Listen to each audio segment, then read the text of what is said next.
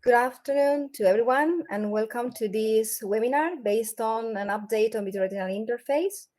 It's my pleasure and also my co-chair, Professor Romano, to be tonight with you all. I think we have an amazing panel, and we hope you find, as we do, interesting the talks. And without dilation, I would like to introduce our first speaker, Shohista Saidkasimova from UK. She's presenting predictive biomarkers of surgical success. Thank you, Shohista, for being here. Thank you very much, Patricia, and it's a pleasure to be here. And many thanks for inviting. And I'm looking forward to discussion and learning from you all. So I will start by just giving an introductory talk on the epiretinal membrane. So an ideal structure of the retina is distorted by the presence of epiretinal membrane, and we'll try and understand how, why, and in what variation we can improve on that. So predictive factors could be divided into several groups, so 3 groups. One is the purely morphological features of epiretinal membrane within the eyeball itself. Then there are patient variables, and then there are surgeon's variables and surgical techniques. So when we talk about the morphological biomarkers, we will be focusing on that quite a lot and as this seminar progresses.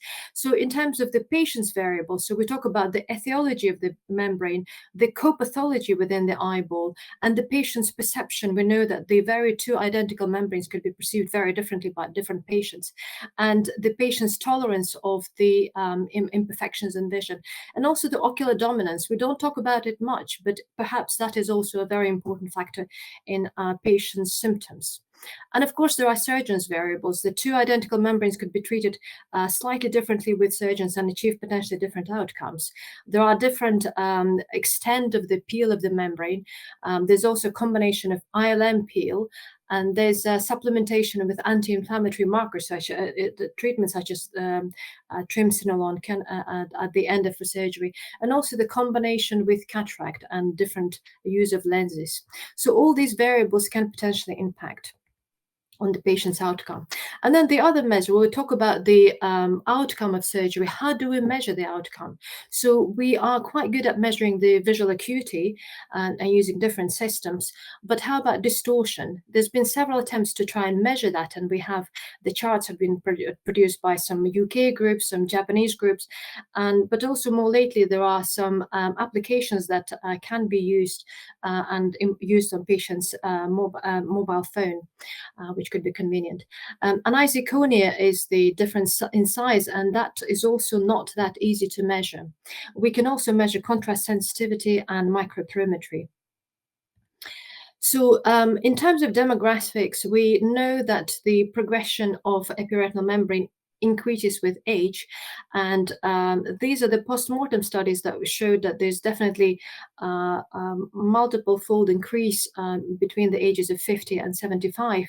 The Blue Mountain study and the Down Beaver study also confirmed using the OCT findings, but the trend is very similar. It does increase up to age of 75 and then plateaus at the 80s and then declines after 90.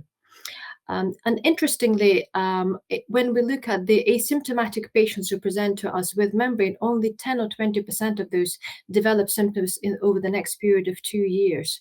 And that really brings the question, when do we consider doing the surgery? So the most logical criteria would be when patient is symptomatic, when symptoms have negative impact on their day-to-day life and on activities, and when patient is willing to accept the risks that come with surgery. So in terms of pathogenesis, we know that the PVD is the most common detachment. We sometimes mistakenly call this idiopathic, but PVD is a primary cause. We know that coexisting pathologies such as inflammatory disease or vascular occlusive disease or neoplastic disease can have negative impact. And when we talk about true idiopathic epiretinal membranes, this can potentially have just unidentified cause, which we may learn as the time goes with further investigation or disease manifesting at a later stage in a more fuller picture. So in terms of pathology, the interesting bit about this particular slide will be probably related to surgical technique. So here we know that pathologically membrane can consist of two layers, the outermost layer, non-cellular layer, and then the innermost layer is the cellular, which contains the cells capable of myofibroblastic transdifferentiation, which will then cause contraction. And it is this myofibroblastic transformation that will make the patient symptomatic and cause the retinal distortion. So the classic classification of gas, unfortunately, although lovely, is obsolete with introduction of OCT. So the OCT now allows us to establish several markers in which we will dwell into a lot more detail. So we can identify presence of integrity of the retinal layers, preservation of architecture, presence of inflammatory markers, distortion and retinal folds, presence of foveal avascular zone, also acquired pseudovitelliform lesions, and the structure of the ganglion cell layers and inoplexiform layers.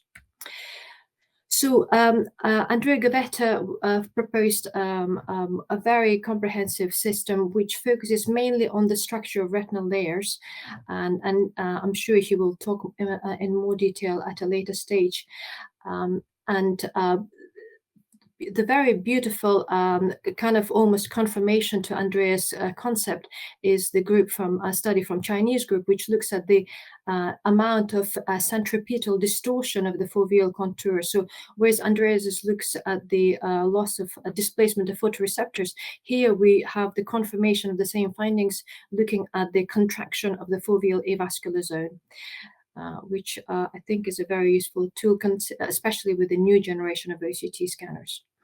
And the other prognostic factors that we must look at is the presence of the preoperative visual acuity, the duration of symptoms, status of the lens in the eye, intraoperative technique and complications, and patient's age as well. So macular edema is, in my opinion, is a very important predictor of outcome, and we can divide it into ERMs without any macular edema, with mild microcystic edema, and large cystic edema, which usually corresponds with loss of architecture, although the architecture can be lost without the significant macular edema as well, but that will be a lot less common. So and also the status of the photoreceptor layer at the outer segment of the interaction of the photoreceptors and interdigitation area. So, and here we can divide it into continuous, irregular, interrupted, or completely absent. And obviously, needless to say that the absent and grossly disrupted will have the worst outcome in terms of visual predictors. So we've compared that, and that if you look at the chart at the bottom, we can see that in our group, presented quite a few years ago, we did find that the patients with gross cystoid macular edema had the least visual gain. So fortunately, most ERM patients do feel improvement in vision, 75 to 85 patients. Most feel improvement in distortion, and occasionally they can recur as well. So, and the recurrence of epiretinal membrane has been linked to potentially surgical technique or persistence of disease when there's a secondary cause.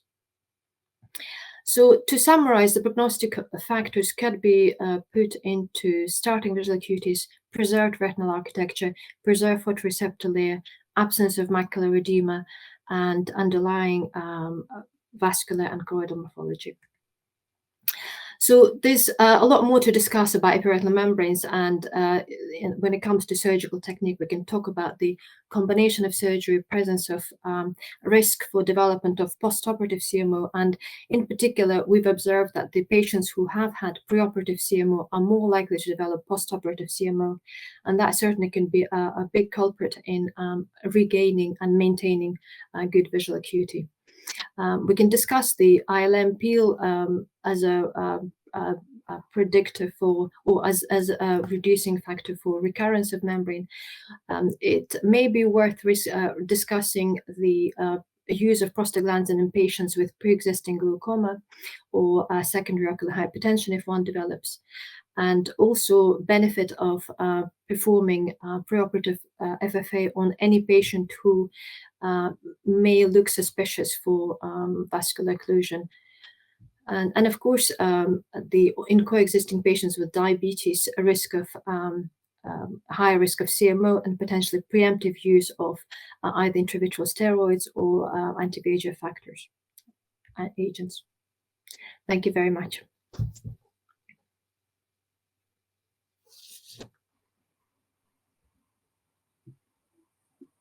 Sorry, great. So thank you very much. I think we will do the discussion by the end. So let's move to the second presentation. That will be Anibal, right? Yeah, the second. You can go ahead, Andrea, if you want. Is No. Anibal Francone from Argentina, and he will speak about macular edema and epiretinal membrane differentiating traction versus inflammation. So thanks everyone for the invitation and for being here. And so we are used to seeing this epiretinal membrane associated with CME.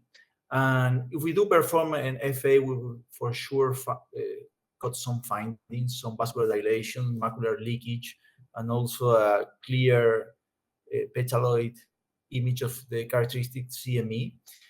And we are used to say to the patient, say to us that the CME is completely linked and related, and the result of the traction of the ERM, and we peel the ERM, and the CME goes away.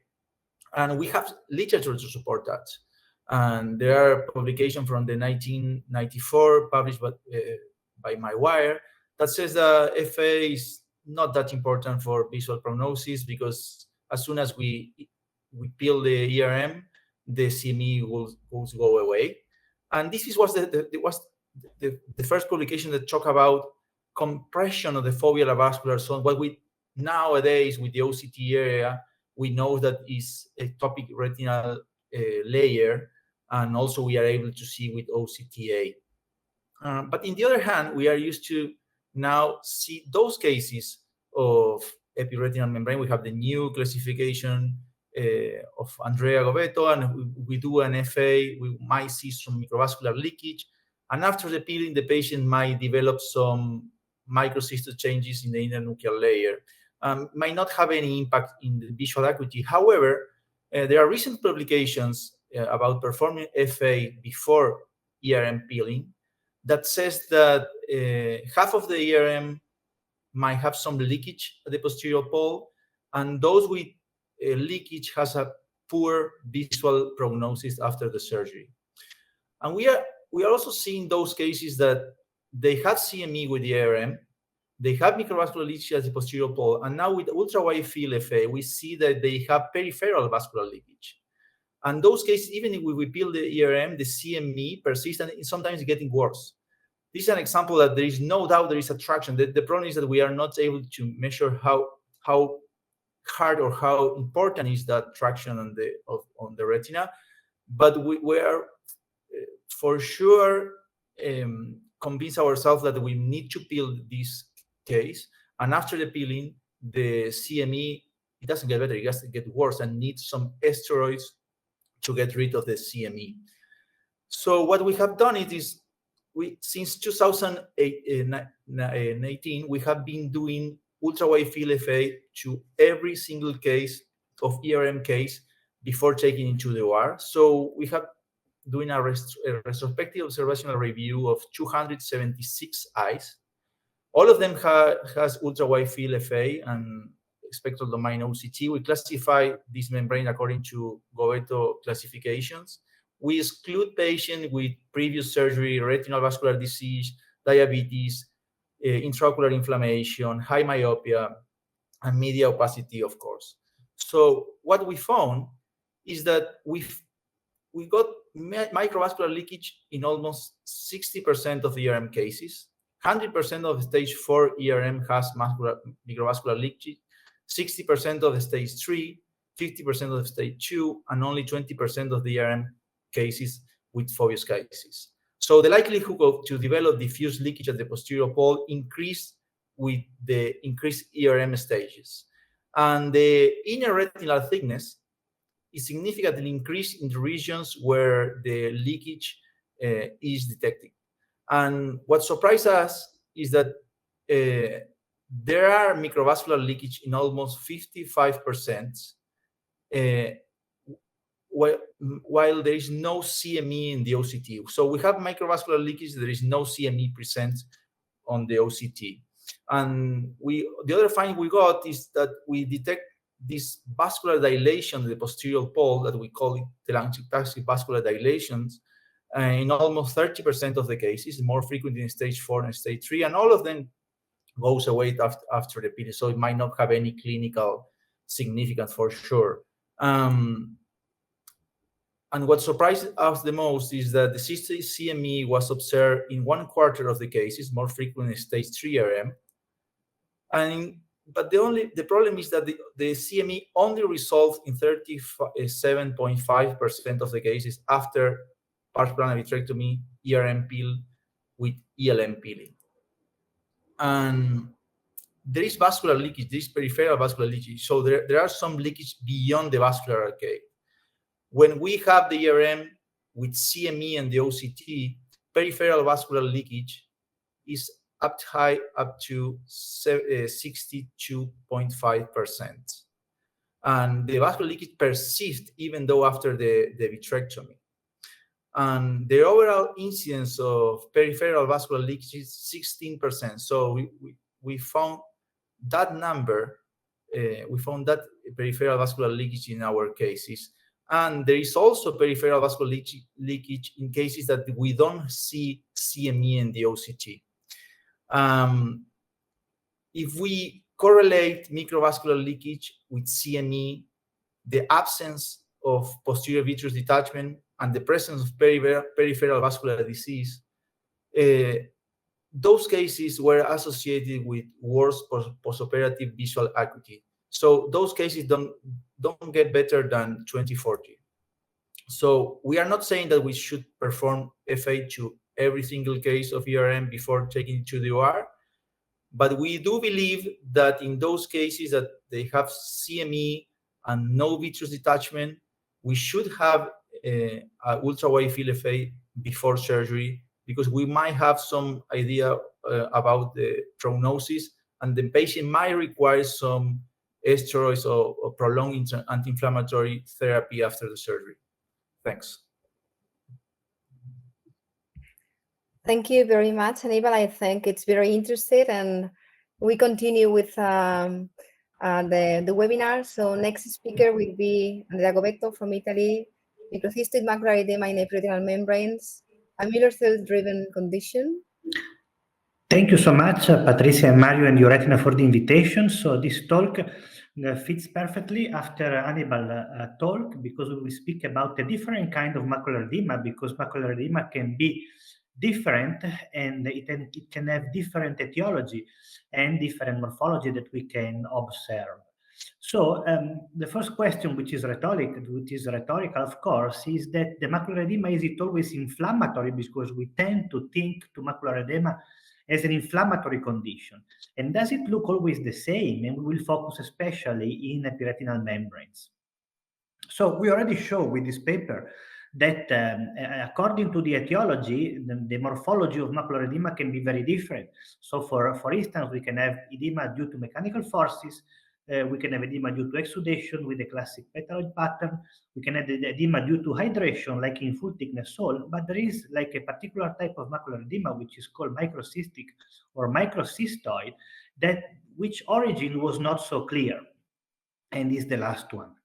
So when we peel the membrane, if you do an emphase of the membrane segmented at the internal inner nuclear layer, you will see a picture like that with multiple small cysts sparing the foveal center.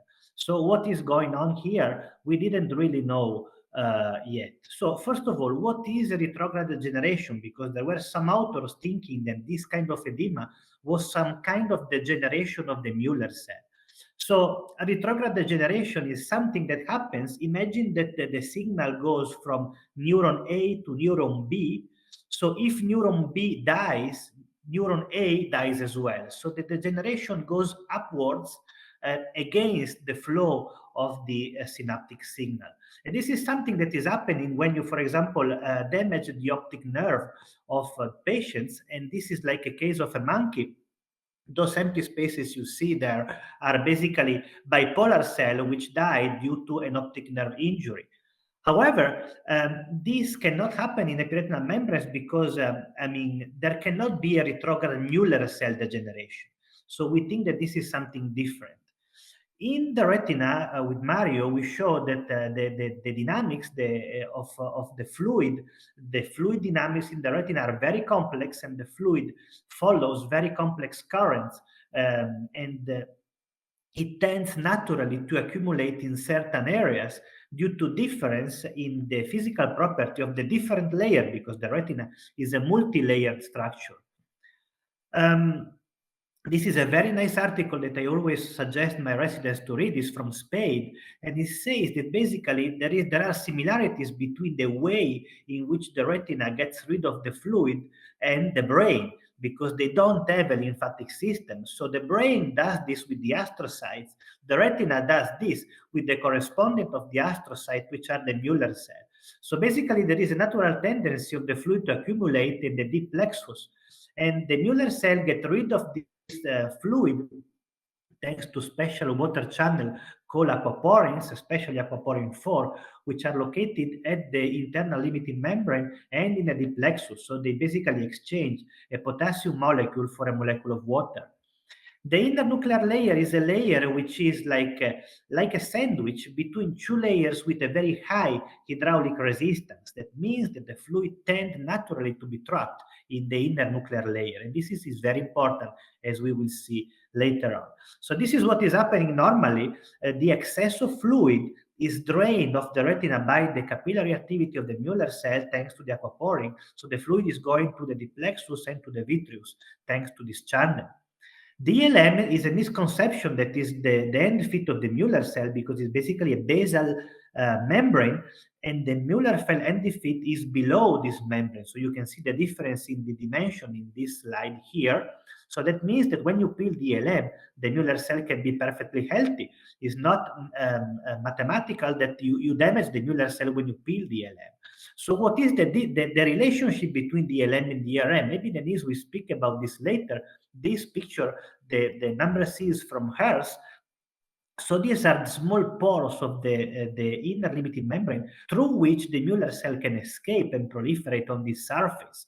So when you have an ERM, you have basically the Müller cell which is escaping from the internal limiting membrane, proliferating on its surface. And so the ERM, ELM, and the Müller cell can be a single anatomical unit. So when you have the ERM perfectly adherent to the retina, these aquaporins are not working well because the ERM is covering them. And so you can see this microcystic edema even before the surgery.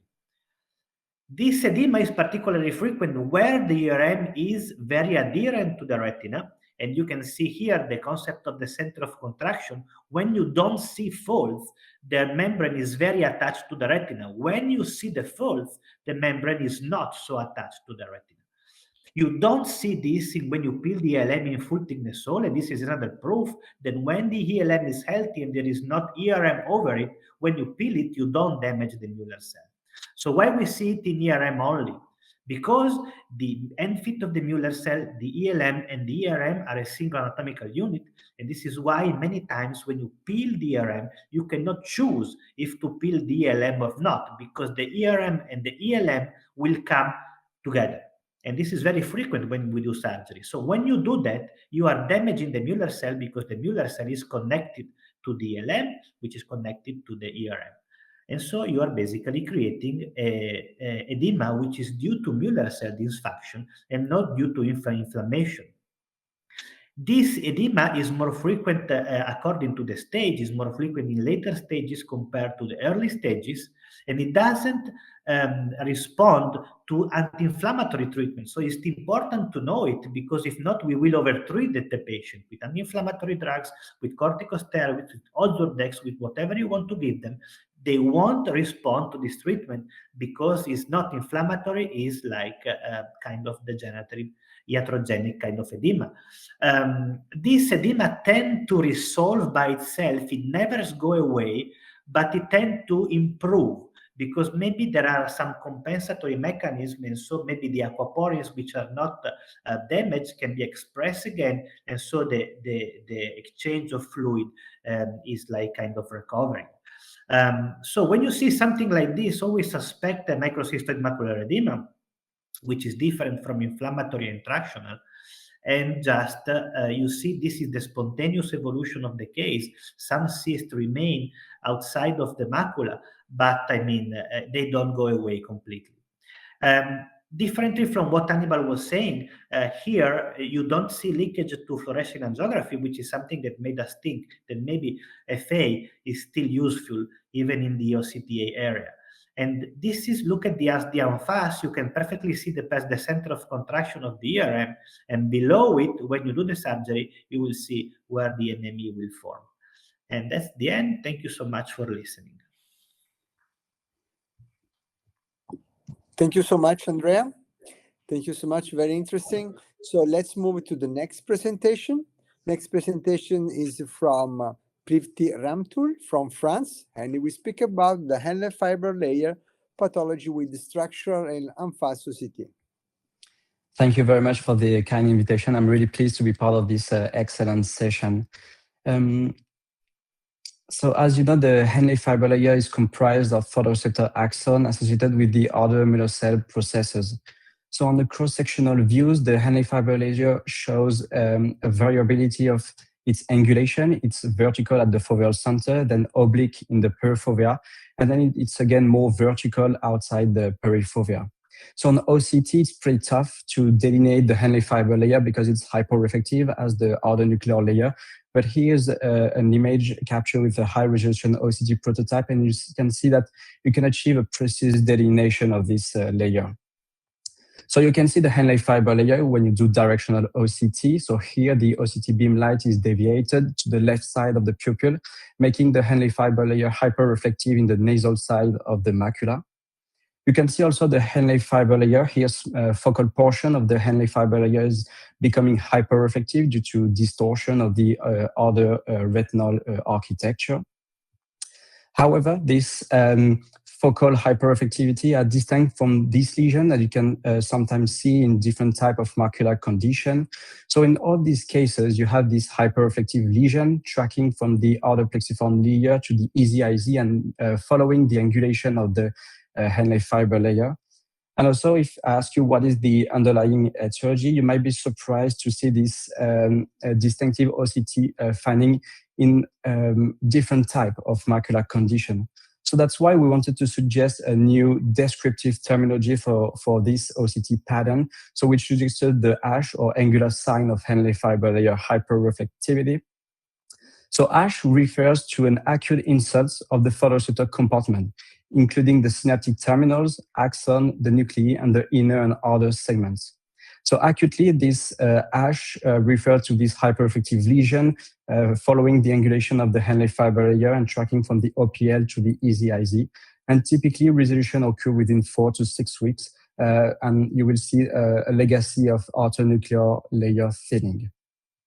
So AMN is probably the best example for this OCT finding. So you know that at the very early phase, you can see this hyperreflective lesion located at the posterior plexiform layer and also the Henle fiber layer. And then you will see this posterior progression involving the outer nuclear layer and the EZIZ. And typically, with months, you will see a resolution with a persistent outer nuclear layer thinning. So the pathophysiology of AMN is still controversial, but I will show you our theory. So in this paper, we were able to use a high-resolution OCTA prototype, and we saw that some AMN lesion colocalized with deep capillary plexus ischemia. And this is another interesting finding. So this is a young patient, typical AMN. So here, when you do the en-face OCT, so this is the AMN lesion that colocalized with ellipsoid zone disruption.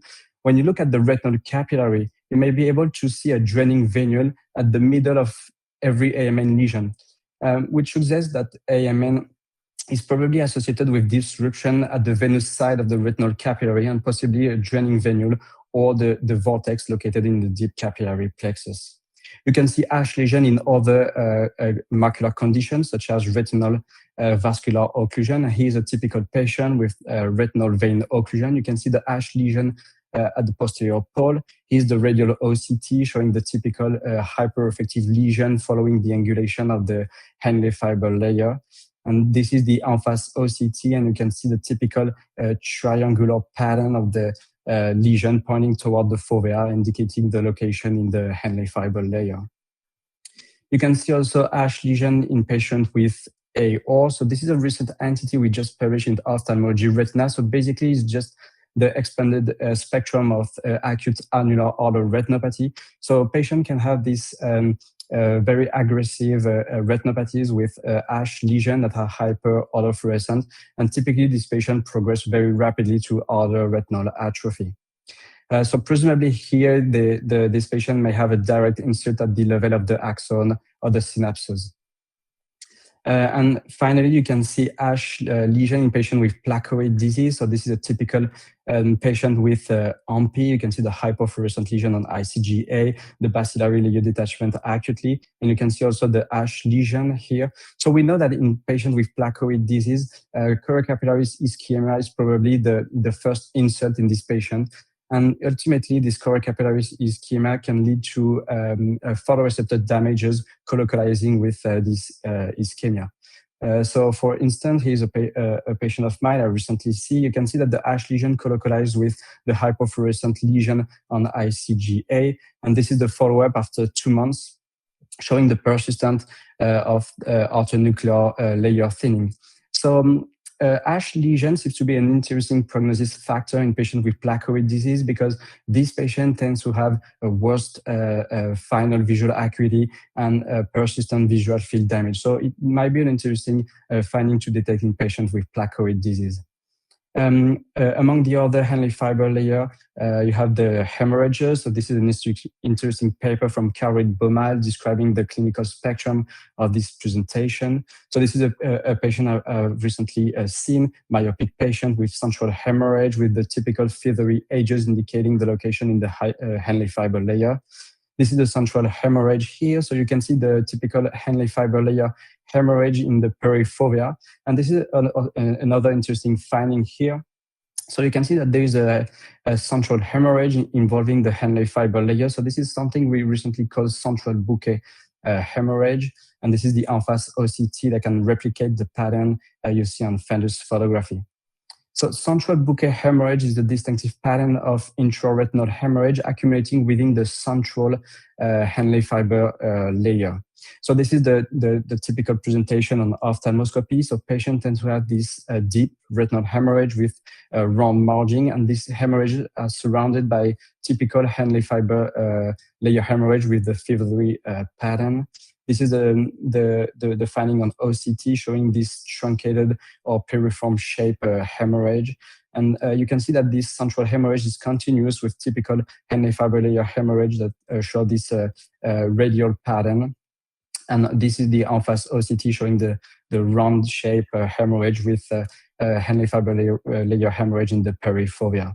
This is a patient with a ruptured retinal artery or macroaneurysm, and you can see that the central bouquet hemorrhage is continuous with adjacent Henle fiber layer hemorrhage.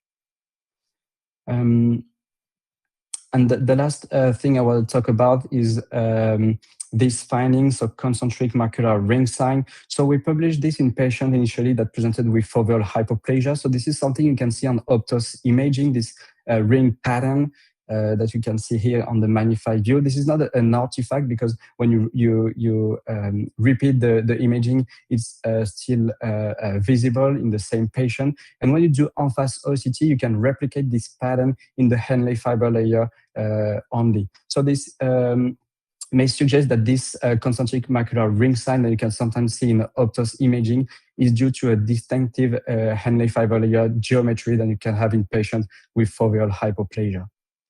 I thank you for your attention. Thank you so much. I think we are moving to the last presentation, and then we will have a beautiful discussion, I'm sure of that. So last speaker, Denise Vogt from Germany, forcing the inner living membrane formed by Müller cells protrusions. Thank you, Denise. Hi, welcome everyone, and thank you especially to the organizers to this very nice meeting. And in addition to Andrea's talk, I will give more insights about pathogenesis, especially about the role of Müller cells in the formation of epiretinal membranes. These are my disclosures. So about 150 years ago, Ivanov first described the abnormal cellular proliferation on the inner retinal surface in postmortem eyes. And today our knowledge has greatly advanced. Yeah? OCT is now the gold standard for detecting the epiretinal proliferation, offering near histopathological visualization of the retinal microstructures. But also our understanding of the epiretinal cellular composition has advanced significantly. So numerous studies using the immunocytochemistry, as you see here on the left, and also the electron microscopy have allowed us to characterize both the cellular and also the extracellular components in various vitreoretinal diseases. And using these techniques, we identified the hyalocytes and also gliacytes, primarily the Müller cells, as the major cell types in the cellular composition of the epiretinal membranes.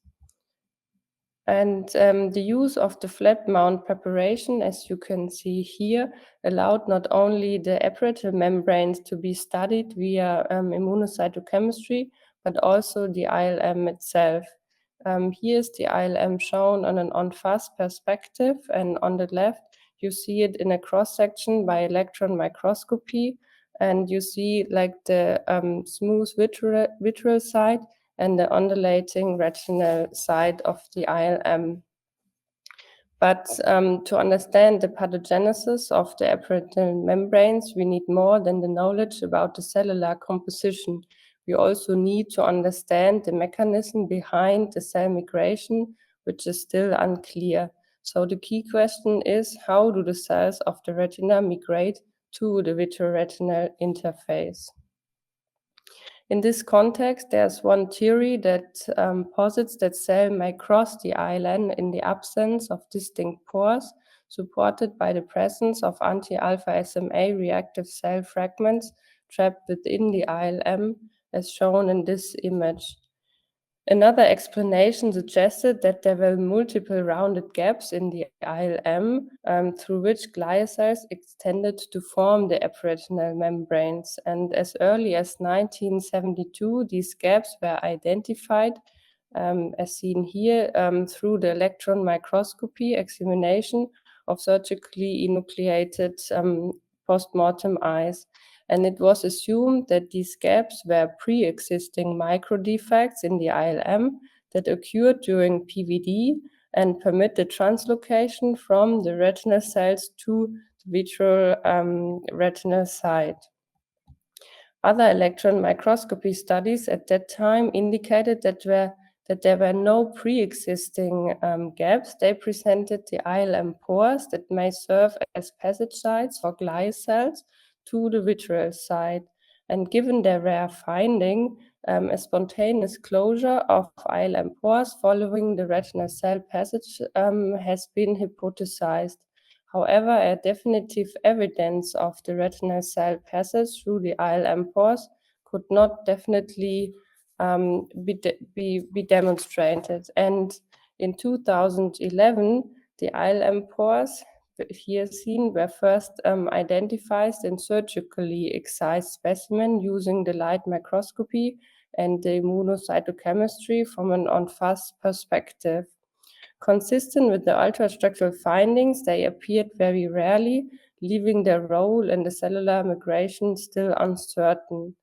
But recently, we were able to present that the ILM pores are a common finding in the vitreomacular diseases and that they occur more frequently than previously believed. In this immunocytochemical study, we analyzed 170 samples, and the ILM pores were found in almost half of them irrespective of the diagnosis. And this confirmed the important role of ILM pores in the mechanism of retinal cell migration to the vitreoretinal interface. And the pores occur as numerous and uniformly distributed defects. We found multiple pores per specimen with a mean diameter of 6 to 10 micrometers, and they were round with irregular contour, and we found neither a correlation with retinal pathologies nor systemic diseases. And also pores were clearly distinguishable from iatrogenic artifacts, which appear as complete ILM defects, as you can see here in the images indicated by the blue arrow. And our current histopathological findings strongly suggest that the formation of ILM pores are caused by Müller cell processes protruding in the ILM, and that they play a key role in the pathogenesis of ERM development. We demonstrated well-defined areas of also ILM thinning, and also the formation of small full-thickness ILM pores. And these are caused by the protrusions, as you can see here on the image, of retinal glial cell processes that extend into and through the ILM here to the vitreoretinal surface. And using the three-dimension reconstruction, the ILM pores appear as areas of ILM breakthrough, as you can see here on the left in this image. And on the right, you can see a 3D model of a pore region, which illustrates retinal cell structures passing here through the ILM. And the cellular bulging of the ILM towards the vitreous is clearly visible. And you also see cellular cells, epiretinal cells originating from the retinal cell structures, which are located on the vitreal side of the ILM. With this slide, I would like to emphasize that the ILM thinning, as you can see here, we found in both in the human donor eyes and also in the surgically excised specimens of vitreoretinal disorders.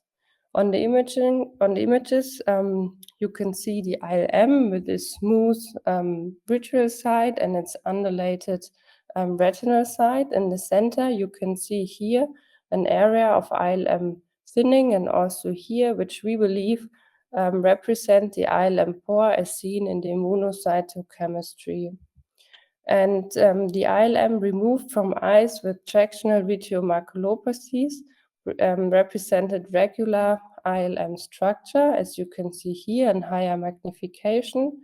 And in the middle and on the right, you can see an area of ILM thinning and portions of cellular protrusions, as you can see here. And these seem to protrude into the ILM from the retinal side.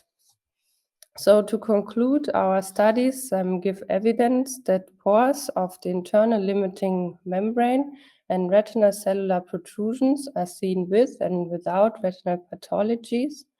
They are found in traction maculopathies, irrespective of diagnosis, and represent areas of ILM breakthrough.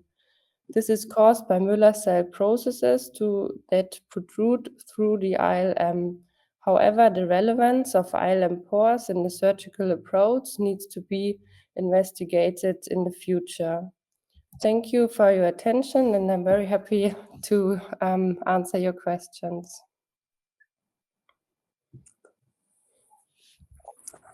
That's a great session. That's a great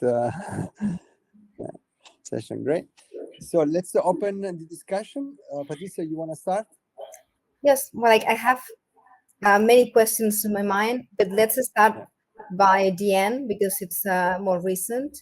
So we know that neural cells, and you have confirmed it, are not passive support.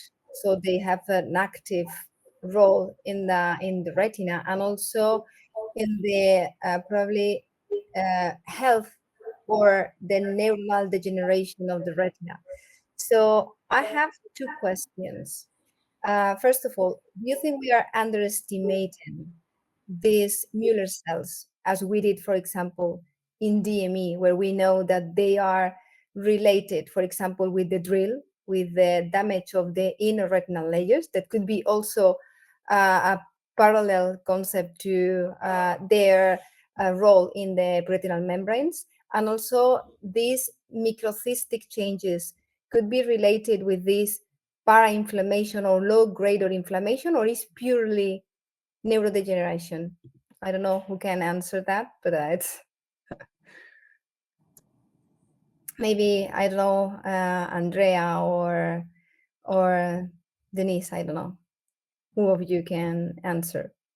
So purely degeneration, or there's also low grade of inflammation in the process?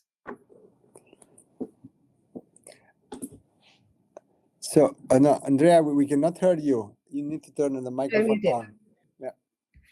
I think that we cannot reason in like sealed compartments here.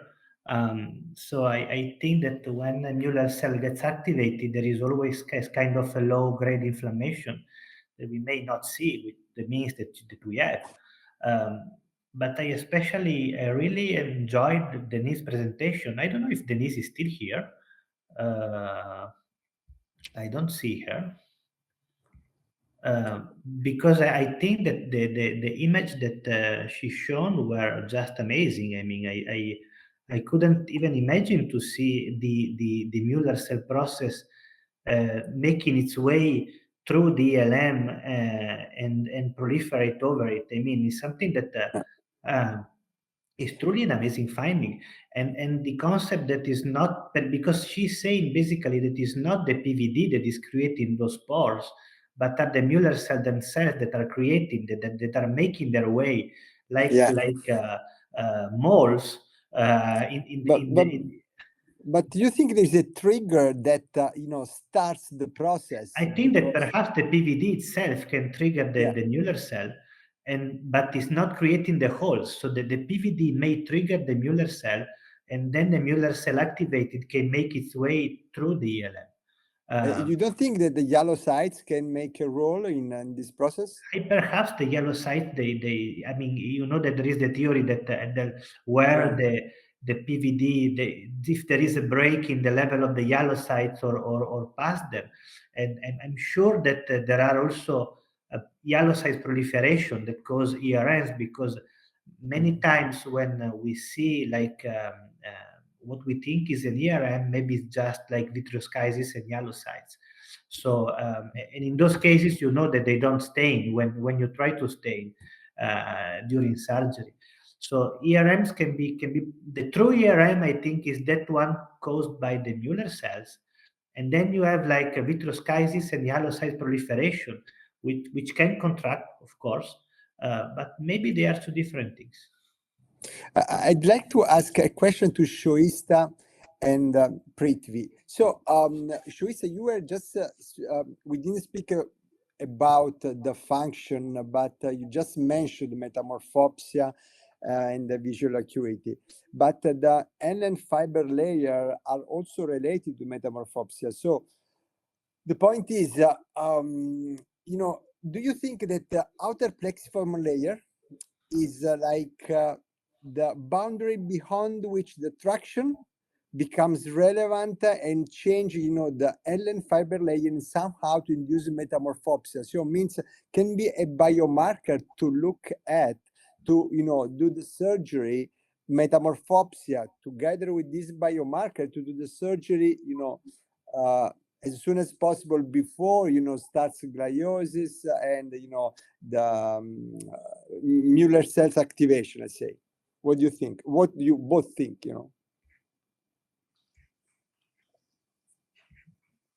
So I think it's a very good point, and I agree that when you see schisis within the Henle fiber layer associated with epiretinal membrane, it truly means that the level of traction is very high. So maybe the damage that will be created within the outer retina will be higher. And I think that it truly correlates with the metamorphopsia. And I think that Andrea, you published a paper showing that the Henle fiber layer displacement can be associated with the level of metamorphopsia in patients with epiretinal membrane. So I think that in routine practice, it's pretty tough to quantify the displacement and the changes in the Henle fiber layer. I think that en-face OCT is a good imaging modality, but still it's pretty challenging to do it and to have the accurate segmentation in this patient. But obviously, I think it could be a very promising factor to include in the surgical decision in our patients. And I have two questions. So regarding the multimodal imaging that we use it for vascular diseases in medical retina, how important is it now for epiretinal membranes? Because we see that they are fast. All of you have shown fast images. So it's very easy to have a look, not only even if the segmentation is not so easy, but not only see the B scan, which is just a cat, to try to understand what's going on. Because many patients, as you said, are describing a metamorphopsia. And as you said, it could be correlated to Henle damage. So maybe having this collection of imaging, it's important. I mean, I couldn't agree more. I think that the en-face imaging, and I'm sure Prithvi will think the same. I think it gives you just another level, another depth of information. And it's something that surprisingly is not so popular among surgeons, because everything seems to rely on the B-scan. But the B-scan leaves out a lot of information which is useful for you and that allows you to learn more and understand more the patient's symptoms. For example, you cannot understand metamorphopsia without en-face. You cannot understand metamorphopsia with the B-scan. I saw these days a patient with stage 1 ERM. You couldn't even see the ERM from the central B-scan. But when you do the en-face, you clearly see like an extrafoveal membrane contracting and creating metamorphopsia. I think that everybody should use more en-face. Andrea, but in your paper, the en-face on ILM was quite similar to the one that was deeper on LN fiber layer, right? So the distortion of the morphology of the LN fiber layer is associated with the type of membrane. So if the membrane is centered into the fovea, we will see the beautiful picture that Prithvi showed us, the fingerprint sign, which is like basically concentric circles. And if you have like an extrafoveal or multicentric ERM, that morphology is distorted because the contraction is different. And go ahead. No, I have a question. I have something I would like to discuss with Prithvi about the fingerprint sign. So Prithvi, you show it in in patient with fovea plana, right? So right. You can see this morphology even in normal eyes, but it's much more nuanced. I mean, you can see the concentric morphology, but it's much more subtle than in like fovea plana patients. And actually, the morphology is much higher when you have like a membrane which is contracting the retina centripetally. And when you peel it, your movement is like highlighting this morphology. What is your explanation about that? Yeah, that's a very good question. So I agree that you can see this concentric macular ring sign patient with normal retina and normal fovea. I think that in this patient, they might have a specific Henle fiber layer movement during embryology that can create this pattern. So maybe this pattern is not truly related to the visual function, and this patient may have a normal visual acuity. But still, I think that the embryologic movement of the Henle fiber layer is maybe disrupted in this patient. That's why you can sometimes see this pattern.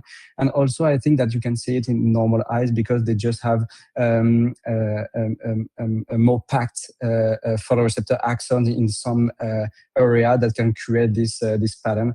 I agree. I can see this in patients with also epiretinal membrane when you have a verticalization of the photoreceptor axon. So I think that when you see this sign on optos, you have truly a change in the geometry of the Henle fiber layer. But I agree that sometimes it can not affect the visual function. Yeah, so the reason, so that's why we need to segment deeper. Why we are not segmenting, the interface. So if we are getting at the end the information, if it's central, if it's not central, from the interface at the end, why we need to go deeper? This is very strong association between Henle fiber layer and the function. So this is the question. So the change in the anatomy of the Henle fiber layer is strictly related to the pattern of contraction to me. Because the contraction is causing a displacement of the Henle fiber layer, and this displacement is different according to the type of contraction. So But we can tell the type of contraction also at the interface. Yes. And So, I think that I have cases, and then there's a question from the audience to Anibal. I have patients with these abnormalities in the Henle fiber layer, and you can see and correlate these findings with the microperimetry abnormalities. So even where they are very light, we can correlate it with function. So maybe this is something that we could go a little bit forward. So Anibal. So Anibal is, I think Anibal is not here. Maybe someone can ask or can answer this. Would it be possible that this vascular leakage also be one of the causes of the epiretinal membrane development? So what is first? It's the egg of the chicken, right? I mean, exactly. So I don't know if like the epiretinal membrane itself can cause such broad, even subclinical leakage in the periphery. I tend to suspect that the ERM is caused always by some kind of subclinical inflammation. So I don't see a macular ERM causing inflammation in the whole retina, as Anibal was saying. But the ERM itself can create a vascular disruption in the macula, causing a kind of exudative macular edema as well. So I think that question kind of goes back to Patricia, your earlier question. So if, let's say, there is an injury component induced by Müller cell loss that Denise is talking about, then perhaps all of this is somehow interrelated. And I was truly fascinated by Denise's talk. Denise, I hope you won't disappear with the technical like I did when Mario was asking me a question. So, Denise, do you think that this is correlated with presence of PVD and age? Because it looked as if, so my understanding was the Müller cell is normally intertwined with the ILM, and is it age-related thinning of ILM at the point of this, and where they potentially connect with vitreous, and these are the points of vitreomacular adhesion that we see, and separation of or liquefaction of gel will then cause traumatic separation of that connection. Do you think that's part of the process? I don't see Denise connected. I don't see Denise. Yeah. Denise. Did you get the question or did you miss it? Yeah, sorry, I had connection problem now. Sorry. Can you repeat the question? Sorry. It was a long question, Denise. I'll shorten it. Sorry. Okay. Was Yeah, were the pores linked to age? The incidence, the number of pores linked to age, and also, did you find that some of the Müller cells, if there was no PVD, are attached to the posterior vitreous cortex, and are the development pores corresponds to the points of previous vitreoretinal adhesion, do you think? So the question to the age, it's very difficult to answer only from our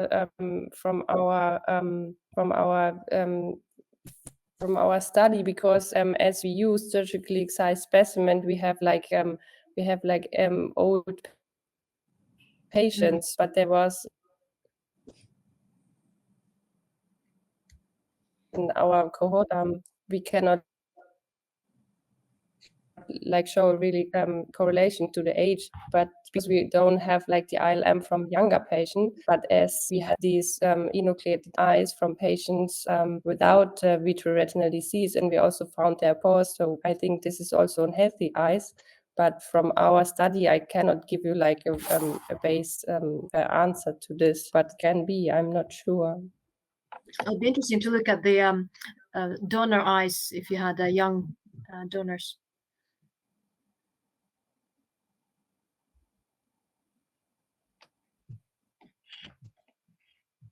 So we should do ELM peel in 20 years old. So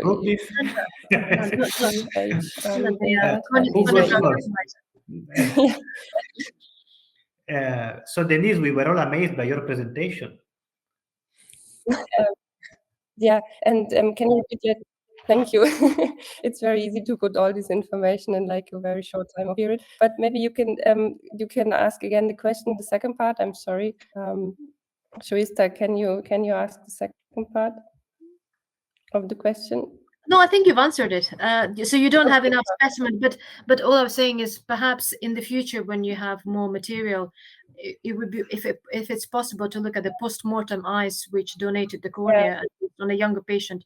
That might be an interesting thing to look at and see. Yeah, this would be, yeah. Can I ask something to Prithvi? Of course, this would be very.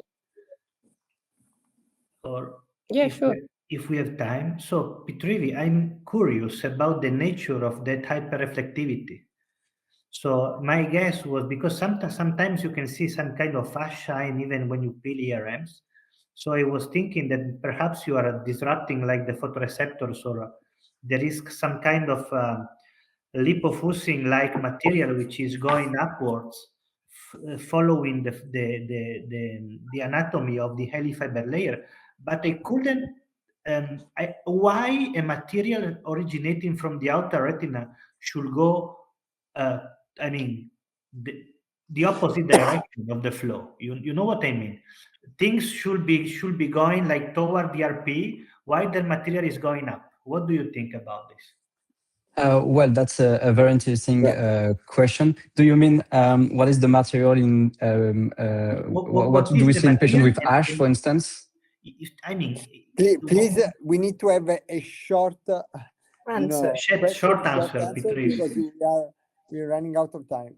Sure. So I guess in some patients with ASH, the material we have is a combination of mitochondrial disruption and also axoplasmic material that is coming from the photoreceptor axon that has disrupted. So as you see in patients with Cotton-Hull spots, you can have this axoplasmic flow disruption and accumulation of material within the Henle fiber layer. Thank you so much. Thank you so much. You know, what was a great discussion. So I think, I mean, we are late and we need to close. So thank you, everyone. Thank you, Patricia, of course. If you want to say something, thank you, everyone. And we'll see you by the next webinar. Yeah. Thank you for being here, and thank you to the audience. Thank you. Thanks. It was great. Thank you so much. Thank you all. Thank you. Thank you.